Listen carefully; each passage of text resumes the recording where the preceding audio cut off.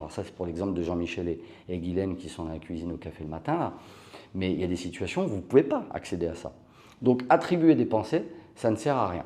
Alors maintenant, les exemples les plus courants quand on n'a pas confiance en soi, qu'on a même parfois un peu de stress social, de l'anxiété sociale, c'est le plus classique. Je marche dans la rue et je passe devant une terrasse de café ou de restaurant et il y a des gens, je vois des gens et je me dis, ces gens-là me regardent. Déjà, premier truc. Ces gens-là vous voient, mais peut-être ne vous regardent pas. Vous voyez la différence ou pas? C'est comme écouter et entendre. Il y a des gens qui écoutent, mais qui n'entendent pas vraiment ce qu'on leur dit. Donc là, les gens vous voient, oui, parce que peut-être que dans la rue, il n'y a qu'une personne à ce moment-là qui passe et c'est vous. Et évidemment, dans notamment notre champ périphérique de la vision, si vous passez, vous êtes attiré. Et comme on sait parfois qu'on est un peu observé, vraiment, on se dit, tiens, il y a quelqu'un là, il y a quelqu'un qui me regarde. Et en fait, on ne se trompe pas. Ben oui, c'est bien foutu. La personne, elle est là, elle est en train de manger, etc.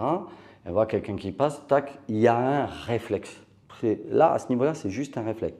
Elle n'est pas là en train de manger et de se dire, quelqu'un passe, il faut que je sache si c'est Guylaine. Et elle regarde, c'est elle. Non, parce qu'en plus, dans notre exemple, on parle de quelqu'un qu'on ne connaît pas. C'est quelqu'un ou plusieurs personnes qui sont sur une terrasse. Donc on se dit, ok, là il me regarde. Mais il y a un sous-entendu derrière cette pensée. Vous voyez que c'est déjà un début d'attribution, mais le sous-entendu, vous le voyez ou pas? Je vous laisse quelques secondes.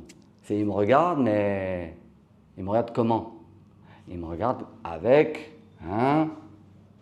bravo, toi au fond, du jugement. Il me regarde avec du jugement. On a peur que ces personnes-là aient des pensées sur nous, du jugement, ou qui parlent avec les autres à la table. T'as vu, lui, elle, t'as vu ce qu'il porte, t'as vu comme il marche. Ah, puis je le connais, c'est un tel, tu sais pas ce qu'il a fait quand on était en 6e, etc. Si vous êtes dans une petite ville, quoi. Parfois ça arrive et les gens peuvent se connaître effectivement même sur une terrasse. À Paris, ça arrive beaucoup moins évidemment.